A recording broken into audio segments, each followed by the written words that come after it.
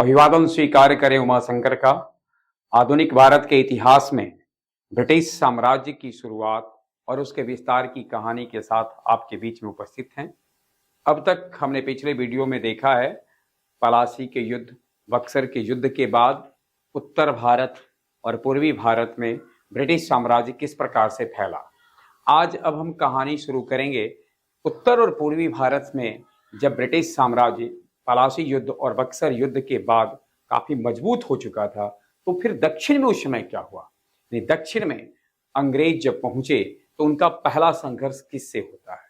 दक्षिण में अंग्रेजों का संघर्ष होता है हैदर अली और टीपू सुल्तान के साथ। हैदर और टीपू सुल्तान के साथ जो अंग्रेजों का संघर्ष है उसे हम मैसूर युद्ध के नाम से जानते हैं। तो आज हम कहानी कहेंगे आपके साथ अंगल मैसूर युद्ध का, अंग्रेज और मैसूर की लड़ाई के बीच में हुए संघर्ष का। अंगल मैसूर युद्ध 4 होते हैं और प्रथम, द्वितीय, तृतीय, चतुर्थ अंगल मैसूर युद्ध से पहले थोड़ा सा मैसूर साम्राज्य कहाँ कैसे विस्तृत होता है इसकी चर्चा हम आपसे करते हैं। मैसूर साम्राज्य को समझने के लिए थोड़ा सा पीछे जाना पड़ेगा और जानते हैं हम विजयनगर साम्राज्य को। विजयनगर साम्राज्य, इसकी शुरुआत 1336 ईस्वी में इस साम्राज्य की नींव पड़ी थी। 1336 ईस्वी में ध्यान में रखना है। विजयनगर साम्राज्य मध्यकालीन भारत में चर्चित हिंदू साम्राज्य की बात किया जाए, हिंदू राजा का छत्र समझा जाए, अगर मध्यकालीन भारत की मैं चर्चा कर रहा हूं तो उसमें से एक बहुत बड़ा नाम आता है विजयनगर साम्राज्य का।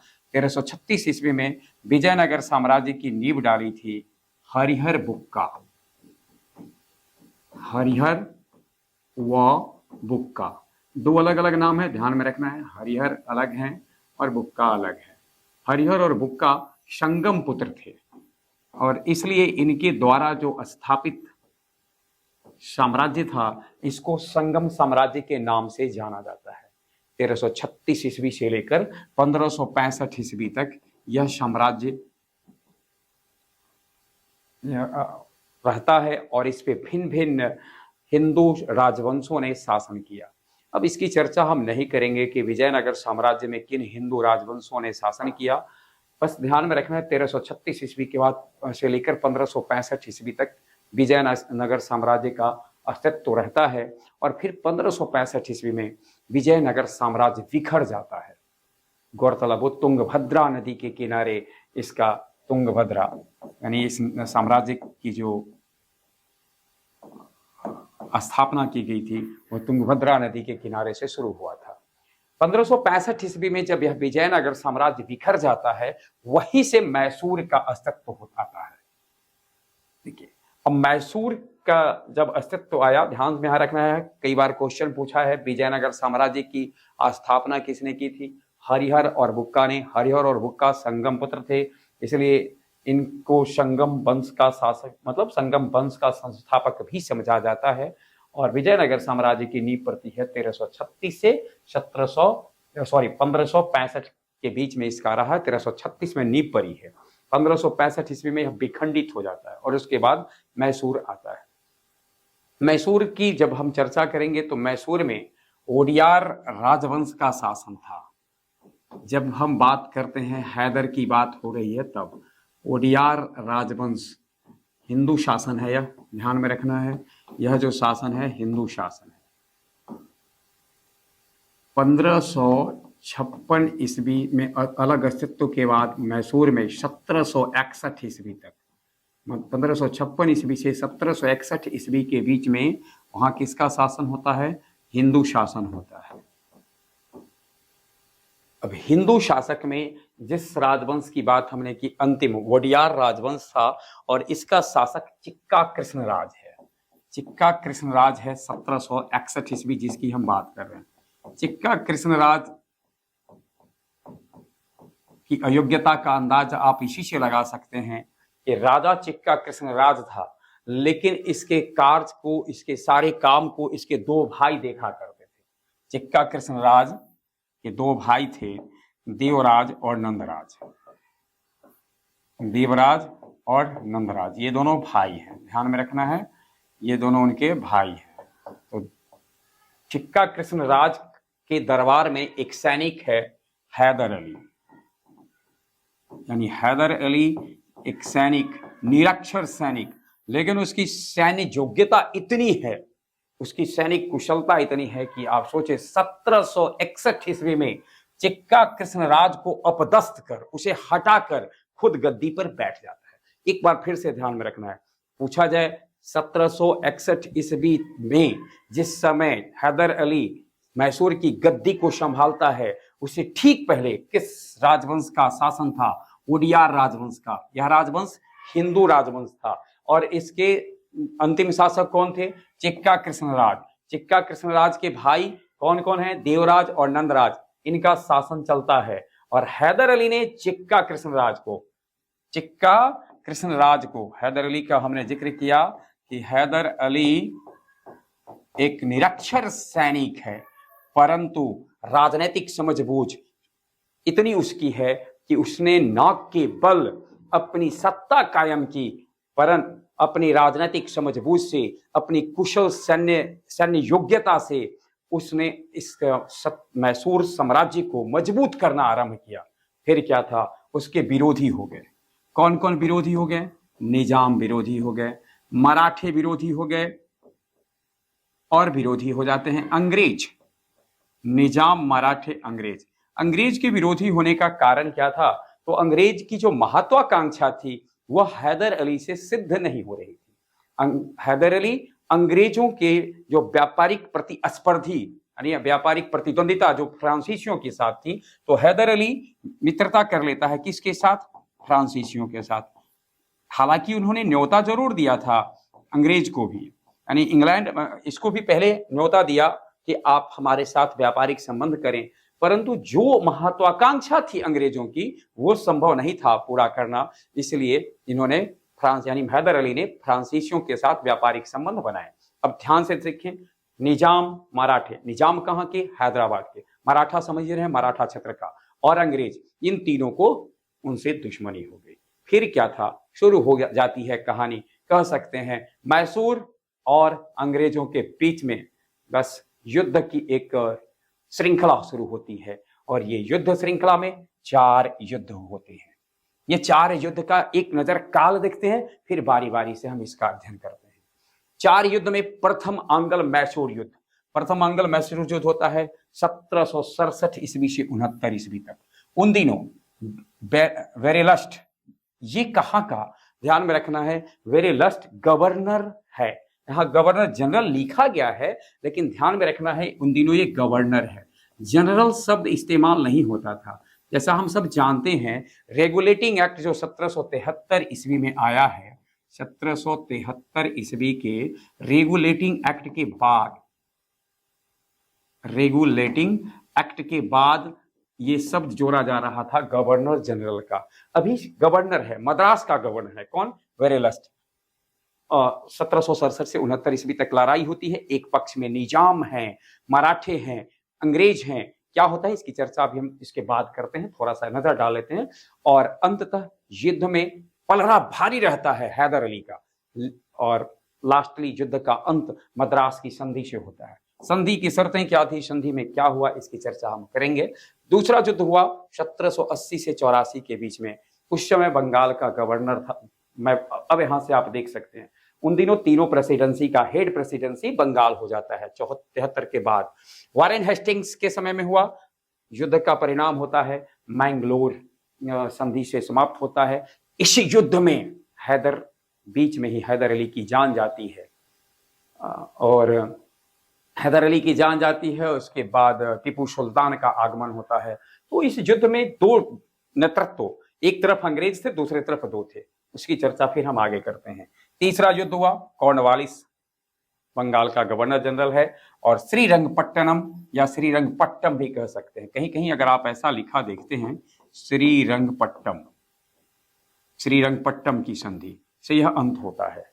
और चौथा है 1799 का बेलेजली। इस प्रकार से चारों युद्ध के बाद अंततः क्या होता है? मैसूर पूरी तरह से अंग्रेजों के कब्जे में आ जाता है। किस प्रकार से, कैसे कैसे कब्जे में आता है, इसकी कहानी के साथ हम आपके बीच में उपस्थित हैं। पहले चर्चा हम करते हैं इसका प्रथम आंग्ल मैसूर युद्ध का। देखिए, प्रथम आंग्ल मैसूर युद्ध का जैसा मैंने जिक्र किया कि 1761 ईस्वी में जब किसने, हैदर अली जब मैसूर का शासक बनता है तो अंग्रेजों की नजर में इसलिए भी खटकता है क्योंकि इसने फ्रांसीसियों से मित्रता कर ली। फ्रांसीसियों से मित्रता किया, अपनी संगठन को मजबूत किया और दक्षिण भारत में यह काफी मजबूती से अपना फैलाव कर रहा था, विस्तार कर रहा था। ऐसी स्थिति में निजाम, मराठे और अंग्रेज, यानी ध्यान में रखना हैदर अली वर्सेज कौन कौन थे, NME, Nizam, M for Maratha और E फॉर इंग्लैंड वाले, यानी इंग्लैंड वाले, इंग्लैंड, और एक तरफ से हैदर अली। शुरुआत में क्या होता है, निजाम हैदर से मिल जाता है। ध्यान में रखिए, शुरू जब होता है तो इंग्लैंड के अंग्रेज के साथ था, लेकिन कुछ ही दिनों बाद मिल जाता है निजाम किससे, हैदर से। लेकिन जो ही जब उसे शुरुआत में जब उसे महसूस होता है, यानी कुछ समय बाद महसूस होता है कि पलड़ा अंग्रेजों का भारी है, तो फिर इसने पाला बदल लिया और निजाम फिर लौट जाता है किसके साथ, अंग्रेज के साथ। ध्यान में रखना है, शुरुआत में भी है अंग्रेज के साथ, और फिर जब पाला देखा कि भारी हो रहा है, यानी बीच में आ जाता है हैदर अली के साथ, और पलड़ा जब देखा कि भारी हो रहा है अंग्रेज का, तो अपना पाला बदल लेता है और पहुंच जाता है किसके पास, फिर से अंग्रेज के पास।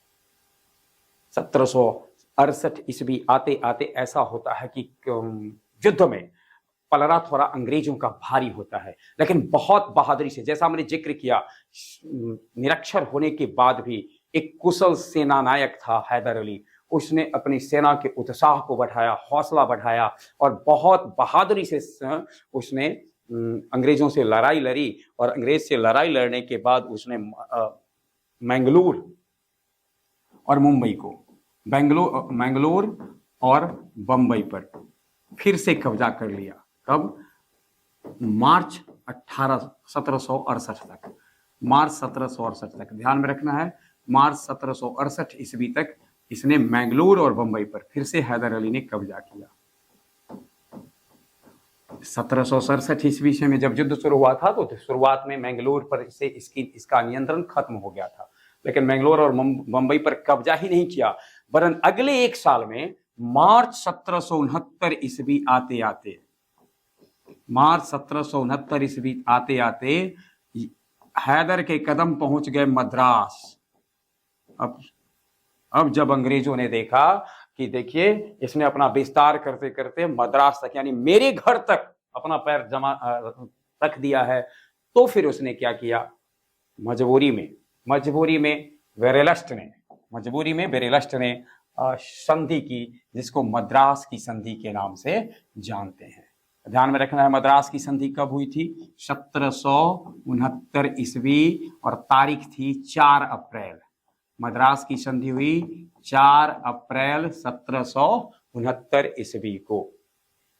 संधि की शर्त यह समझिए कि प्रतिरक्षात्मक संधि थी, और संधि में ऐसा हुआ सुनिश्चित कि जो क्षेत्र जीता है, जिसका था युद्ध से पहले तक, उसको लौटा दिया जाएगा। लेकिन फिर भी हैदर अली ने अपने एक क्षेत्र को नहीं छोड़ा और उसको अपने पास ही रखा। और चूंकि हैदर अली की बात माननी थी अंग्रेजों को, क्योंकि युद्ध में ज्यादा पलड़ा भारी उसी का रहा था। और इसके बाद एक बात और सुनिश्चित हुई कि भविष्य में अगर हैदर अली के, यानी मैसूर पर अगर निजाम या मराठे आक्रमण करते हैं, या कोई पड़ोसी राजा आक्रमण करता है, तो ईस्ट इंडिया कंपनी अर्थात कंपनी शासन, अर्थात कि मद्रास के उस समय जो शासन था, उसका साथ मिलेगा। किसको, हैदर को। आगे क्या होता है इसके लिए हम देखते हैं दूसरा आंग्ल मैसूर। 4 अप्रैल 1769 ईस्वी को जो संधि हुई थी मद्रास की, यानी प्रथम आंग्ल मैसूर युद्ध के समय के बाद, जो संधि हुई थी मद्रास की, इस संधि की शर्त के अनुसार था कि यदि मैसूर पे कोई उसका निकटवर्ती पड़ोसी आक्रमण करता है या किसी तरीके का आक्रमण होता है, तो अंग्रेज उसकी मदद करेंगे। लेकिन 1770 ईस्वी में माधवराव मराठा पेशवा, इन्होंने 1770 ईस्वी में मैसूर पे आक्रमण कर दिया। मैसूर पर आक्रमण किया। हैदर ने अंग्रेज से सहायता मांगी। जब मैसूर पर आक्रमण किया गया तो हैदर अली ने जो संधि की शर्त थी उसके अनुसार अंग्रेजों से सहायता मांगी, परंतु इस सहायता को अनसुना कर दिया गया, उसकी सहायता नहीं की गई। यानी अंग्रेजों ने धोखा दे दिया हैदर को। अब क्या था, हैदर ने अपनी बहादुरी से मराठा के संघर्ष को जीता और इसके बाद हैदर ने अंग्रेज विरोधी गुट का निर्माण करना शुरू किया। इस गुट में निजाम को शामिल किया, पेशवा ग्वालियर के जो सिंधिया थे इनको सम्मिलित किया, फ्रांसीसी थे ही, ये मराठा भी इसमें थे और मैसूर का। तो इस प्रकार से एक गुट बना, अंग्रेज विरोधी गुट। ध्यान में रखना है, ये जो गोल जो घेरा देख रहे हैं इसमें जो है वो अंग्रेज विरोधी हैं। और इस गुट की सहायता से हैदर ने अंग्रेजों पर दबाव डालने की कोशिश की। कारण क्या था, उसके साथ धोखा दिया गया था। ये चीजें जब चल ही रहा था तो उसके बाद 1779 ईस्वी में, फरवरी का महीना था, 1779 ईस्वी में, फरवरी 1779 ईस्वी में मैसूर का एक क्षेत्र था माही। माही मैसूर का क्षेत्र है, इसके ऊपर अधिकार कर लेता है अंग्रेज। अब क्या था, हैदर की जो धैर्य की सीमा थी वो जवाब दे देता है। माही का नाम आते ही आप सब जानते हैं, एक बहुत प्रसिद्ध क्रिकेटर का निकनेम है महेंद्र सिंह धोनी का। लेकिन यहाँ माही मैसूर का एक स्थान है जिसको कि 1779 ईस्वी में अंग्रेज उस पर कब्जा कर लेता है। धैर्य की सीमा जवाब दे देता है जब हैदर की। यहां थोड़ा करेक्शन कर लेंगे, ये 19 मार्च 1779 ईस्वी को माही पर कब्जा किया था। अब हैदर अपनी सेना के साथ कुछ करता है, यानी अंग्रेजों का सामना करने के लिए। जिस सेना को लेकर हैदर आगे बढ़ता है उसमें 80,000 सैनिक हैं, सामान्य सैनिक, आम सैनिक इनको कह सकते हैं। उस समय की जो तलवार, भाला, फरसा ये सब के साथ, और 100 बंदूकधारी प्लस 100 ऐसे हैं जिनके पास बंदूक है। तो 100 बंदूकधारी और 80,000 आम सैनिकों की सहायता से 1780 ईस्वी में पहुंचता है हैदर। ये फरवरी का महीना था, 1780 के फरवरी में कर्नाटक, और शुरू होता है दूसरा युद्ध। यानी द्वितीय आंग्ल मैसूर युद्ध की शुरुआत हो जाती है फरवरी 1780 से। वारेन हेस्टिंग्स उन दिनों बंगाल का गवर्नर था। ध्यान में रखना है, बंगाल का गवर्नर वारेन हेस्टिंग्स था। इसने आयरकूट के नेतृत्व में एक सेना भेजी। अब आयरकूट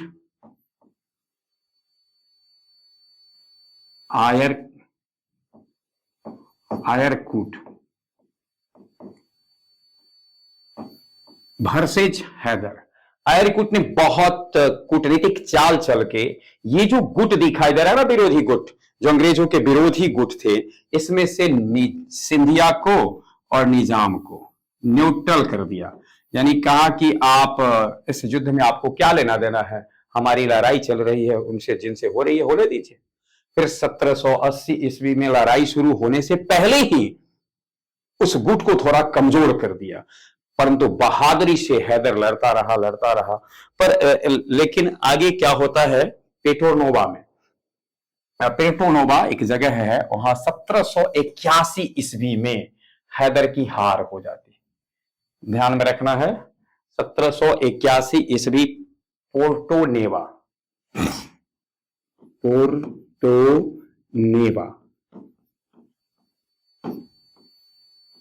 में 1781 ईस्वी में हैदर की हार होती है। और इसके बाद हैदर काफी आहत होता है। इस युद्ध से पहले हैदर ने कई बार अंग्रेजों को कहा सकता है कि कमजोर किया, और इससे कभी आहत होकर उसने एक बात कहा था, मैं अंग्रेजों को खदेड़ तो सकता हूं, अंग्रेजों को पराजित तो कर सकता हूं, परंतु समुद्र को सूखा नहीं सकता, और जब तक ये समुद्र सूख नहीं जाता है उसकी सेना आ ही जाएगी। अब वो सेना कहां से आ जाती थी? वो बंगाल से, समुद्र के माध्यम से तो कहीं बाहर से, यानी उनके पास जो सीप थे उसके माध्यम से उस सेना को बुला लेता था। इस समय एक ध्यान में रखना है, जब हमने जिक्र किया कि सिंधिया को मिलाया था, तो उन दिनों सिंधिया थे महादजी, यानी जिस सिंधिया के साथ आयरकुट ने, ये भी क्वेश्चन पूछता है कि जिस सिंधिया को आयरकुट ने मिलाया था अपने में, वो थे महादजी सिंधिया। तो इस प्रकार से 1781 में पोर्टो नेवा में जब उसकी पराजय होती है, तो आत्महीनता से या समझ लें कि कुंठापन से ग्रस्त हो जाता है बहादुर हैदर अली। और फिर क्या था? हैदर अली जो एक बहादुर साहसी योद्धा था, अपनी पराजय की आत्महीनता को बर्दाश्त नहीं कर पाता है, यानी पराजय से जो उत्पन्न आत्महीनता है, इससे ग्रस्त होते होते 7 दिसंबर 1782 ईस्वी को अपनी जीवन की अंतिम सांस लेता है। अर्थात 7 दिसंबर 1782 ईस्वी को हैदर की मृत्यु हो जाती है। अब उसकी इस युद्ध अंत नहीं हुआ है, ध्यान में रखना है, द्वितीय विश्व युद्ध के दौरान ही हैदर की मृत्यु हो जाती है। और हैदर की मृत्यु के बाद उस समय विजेता कौन है? आयरकुट। ध्यान में रखना है, अंग्रेज के नेतृत्व कौन कर रहे हैं? आयरकुट का। इसे एक संयोग ही कहेंगे कि 1783 ईस्वी में इनकी भी मृत्यु हो जाती है। 1783 ईस्वी में इस युद्ध में आयरकुट मारा जाता है। हैदर अली के मरने के बाद, हैदर अली की मौत के बाद युद्ध में आता है टीपू सुल्तान, हैदर अली का बेटा टीपू सुल्तान। एक बार ध्यान से देख लें, हैदर अली का जीवन काल रहेगा 1727 से 1727 से 1782। 1761 ईस्वी में, यानी 1727 में जन्म लिया, 1782 में निधन हुआ। 1761 ईस्वी में उसने मैसूर की गद्दी संभाली थी और उस समय हिंदू शासक को अपदस्थ किया था। 7 दिसंबर को जब मृत्यु हो जाती है, उसके बाद टीपू सुल्तान इस युद्ध में सम्मिलित होते हैं। मैसूर और अंग्रेज का संघर्ष जारी रहता है, लेकिन तमाम ऐसी स्थिति पैदा होती है जिससे कि अंत में 1784 ईस्वी में टीपू सुल्तान को मैंगलोर की संधि करनी पड़ती है। टीपू सुल्तान मैंगलोर की जब संधि करते हैं, उस समय यानी इसके बाद, यानी आयरकुट के निधन के बाद अंग्रेजी सेना का प्रधान था ब्रिगेडियर मैथ्यूज।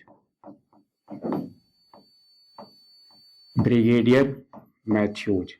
और उन दिनों ध्यान में रखना है, पहले तो आयरकुट था, लेकिन उसके बाद था ब्रिगेडियर मैथ्यूज। ये थे मतलब आयरकुट के बाद ब्रिगेडियर मैथ्यूज। जैसा कि जिक्र किया गया था कि वारेन हेस्टिंग्स उस समय बंगाल का गवर्नर था, लेकिन उस समय मद्रास का गवर्नर था मैकार्टनी। मैकार्टनी, ध्यान में रखना है, मैकार्टनी मद्रास का गवर्नर है। और मैकार्टनी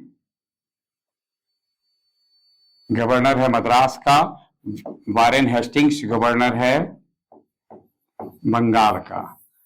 1784 ईस्वी में मैंगलोर की संधि होती है, लेकिन इस संधि से वारेन हेस्टिंग्स प्रसन्न नहीं था।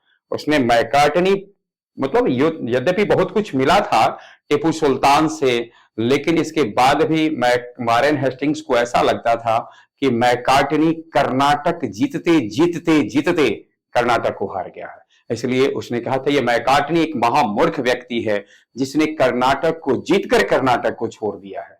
जो भी हो, मैंगलोर की संधि के साथ 1784 ईस्वी में द्वितीय आंग्ल मैसूर युद्ध का अंत होता है। इस युद्ध का समापन कहा जा सकता है कि इसमें जीत अंग्रेजों की होती है। पहले युद्ध में जहां जीत मैसूर की यानी हैदर अली की हुई थी, दूसरे युद्ध में जीत अंग्रेज की होती है।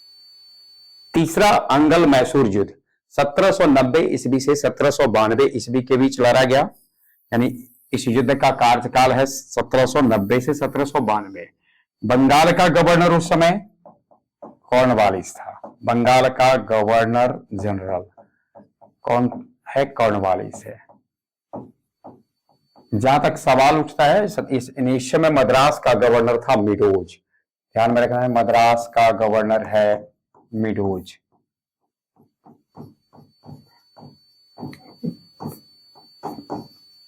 मिडोज है मद्रास का गवर्नर और बंगाल का गवर्नर है कॉर्नवालिस। कॉर्नवालिस ने टीपू सुल्तान पर एक आरोप लगाया कि उसने, यानी टीपू ने अंग्रेजों के मित्र त्रावणकोर के ऊपर आक्रमण किया है। त्रावणकोर के साथ आखिर टीपू की क्या परेशानी हुई, यानी त्रावणकोर महाराज के से टीपू को संघर्ष करने की जरूरत क्यों पड़ती है? तो त्रावणकोर महाराज ने जयकोट और करागानूर, जयकोट तथा करागानूर ये कोचीन का क्षेत्र था, इसको डच कंपनी के हाथों बेच दिया।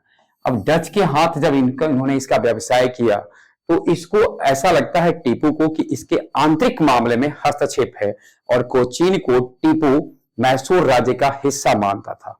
अब इस कारण से टीपू सुल्तान ने त्रावणकोर महाराज के ऊपर आक्रमण किया, या यूं समझ रहे उनसे झड़प हुआ। अब इस झड़प का बहाना लेकर अंग्रेजों को एक बहाना मिल गया कि उसका मित्र है, इसलिए उसने टीपू के विरुद्ध युद्ध की घोषणा कर दी। ये युद्ध लड़ा गया 1790 ईस्वी से 92 ईस्वी से। मिडोज मद्रास का गवर्नर है, उस आता है, पहुंचता है, लेकिन मद्रास के गवर्नर मिडोज को 1790 ईस्वी में मैसूर की तीसरी लड़ाई में धूल चटा देता है टीपू। बहुत बहादुरी से लड़ता है, आखिर बहादुर का बेटा है। हालांकि हैदर अली और टीपू के व्यक्तित्व की अगर तुलना की जाए तो टीपू में थोड़ा सा राजनीतिक समझबूझ कम थी, कूटनीतिक समझबूझ इसके पास उतनी नहीं थी। ये जो अंग्रेजों का जो गुट था, विरोधी गुट था, उसको एक रख पाने में सफल नहीं होता है, परंतु बहादुरी से मद्रास की गवर्नर मिडोज को धूल चटा देता है। अब जब मिडोज की पराजय होती है तो कॉर्नवालिस पहुंचता है। कॉर्नवालिस सब अपनी सेना लेकर के पहुंचता है। नवंबर 1790 ईस्वी में ये पहुंचते हैं, कहां? मैसूर के लिए। लेकिन वहां पर क्या हुआ कि जाने के साथ ही अंग्रेजों के सेना में एक बीमारी पैदा हो जाती है, यानी संक्रामक बीमारी हो जाती है, और इसके साथ साथ बारिश के सीजन आ जाते हैं। तो श्रीरंगपट्टम की पहाड़ियों के बीच में इसकी सेना फंस जाती है। उस बारिश यानी बदले जो एक तरह से कह सकते हैं जो एक मौसम का बदलाव था, जो सेना में एक महामारी फैल गई, इससे क्या होता है कि कॉर्नवालिस को अपने पैर पीछे करने पड़ते हैं। अब इसकी इतनी आलोचना होती है ब्रिटिश अखबारों में, ब्रिटिश संसद में, ब्रिटेन में, कि इससे अब बहुत ऐसा लगा कॉर्नवालिस को कि ये मेरे लिए जीवन और मरण का सवाल है, अब इसके आगे यहां से पीछे लौटना मेरे लिए मुश्किल है। ध्यान में रखना है 1791 ईस्वी के, यानी 1790 के लास्ट से 1791 ईस्वी के बीच में ऐसी स्थिति होती है। और 1791 ईस्वी में, जैसा कि हम लोग जानते हैं कि मद्रास का जो क्षेत्र होता है, दक्षिण भारत का क्षेत्र है, वहां वर्ष के अंत में बारिश के सीजन होते हैं, और उसके साथ ऐसा होता है कि बारिश और फैली बीमारी के कारण कॉर्नवालिस को अपने पैर पीछे करने पड़ते हैं। उसकी आलोचना होती है। फलतः फिर से एक अपने पूरी सैन्य गुट को, सैन्य शक्ति को एकीकृत कर पूरी ताकत झोंक देता है कॉर्नवालिस, और पहुंचता है नवंबर 1791 में, फिर से एक बार आक्रमण शुरू करता है। यानी इस युद्ध को कहा जा सकता है कि युद्ध के आरंभ में टीपू सुल्तान ने मद्रास के गवर्नर को हराया, कॉर्नवालिस को पीछे पैर करने पड़े। 3 नवंबर 1791 ईस्वी को कोयम्बटूर पर लेकिन कब्जा कर लेता है कॉर्नवालिस। फिर उसके बाद 5 फरवरी 1792 ईस्वी आते आते पहले तो श्रीरंगपट्टम की पहाड़ी को वह घेर लेता है, और उसके बाद श्रीरंगपट्टम को अपने कब्जे में कर लेता है। अंततः टीपू सुल्तान को मजबूर करता है कि वह संधि करे, और फिर क्या था, श्रीरंगपट्टम की संधि होती है 1792 ईस्वी में। ध्यान में रखना है, तीसरा युद्ध के पश्चात जो अंग्रेजों के साथ मैसूर की संधि होती है, वह संधि है श्रीरंगपट्टम की। कब हुआ? 1792 ईस्वी में। ये संधि एक तरह से समझा जाए तो टीपू के लिए सब कुछ खोने जैसा था। टीपू को इस संधि की कीमत बहुत बड़ी चुकानी पड़ी। पहले तो कॉर्नवालिस ने युद्ध के लिए टीपू पर आरोप लगाया और युद्ध का हर्जाना 3 करोड़ यानी श्रीरंगपट्टम की संधि में 3 करोड़ रुपए मांगे जाते हैं टीपू से। टीपू को 3 करोड़ रुपए हर्जाने की रकम के रूप में देनी पड़ती है। वहीं अंग्रेजों को 12 महल डिंडुगल यानी 12 महल को ध्यान में रखना है, 3 करोड़ के बाद 12 महल डिंडुगल और मालाबार ये अंग्रेज को उसको देना पड़ता है। इसके अलावे मराठा को उसको देना पड़ता है तुंगभद्रा नदी का उत्तरी भाग। तुम उसके बाद निजाम को पेन्नार तथा कृष्णा नदी के निजाम को देना पड़ा पेन्नार और कृष्णा नदी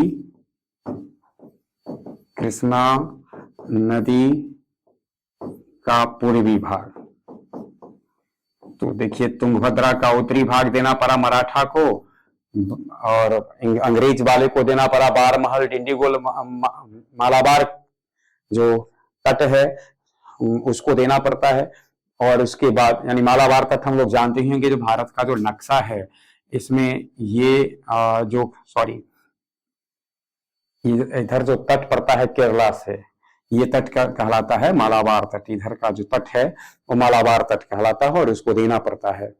मैसूर को काफी क्षति पहुंचती है तीसरे युद्ध में और साथ साथ 3 करोड़ रुपए तो देना पड़ता है। अब आखिरी लड़ाई की बारी आती है चतुर्थ अंगल मैसूर युद्ध। मैसूर युद्ध जो तीसरा हुआ इसमें श्रीरंगपट्टम की संधि की गई थी और उसमें 3 करोड़ रुपए देने थे। किसको? टीपू को।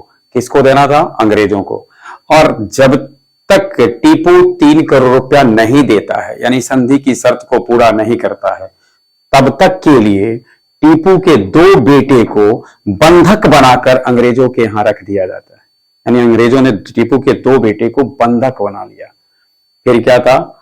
बहाना तो चाहिए था अंग्रेजों को। अंग्रेजों की पूरी नजर पूरे साम्राज्य पर थी, पूरे मैसूर पर थी उनकी नजर। फिर एक आरोप लगाते हैं 1799 ईस्वी में होता तब तक है कॉर्नवालिस चले जाते हैं। कॉर्नवालिस के जाने के बाद कौन जाते हैं?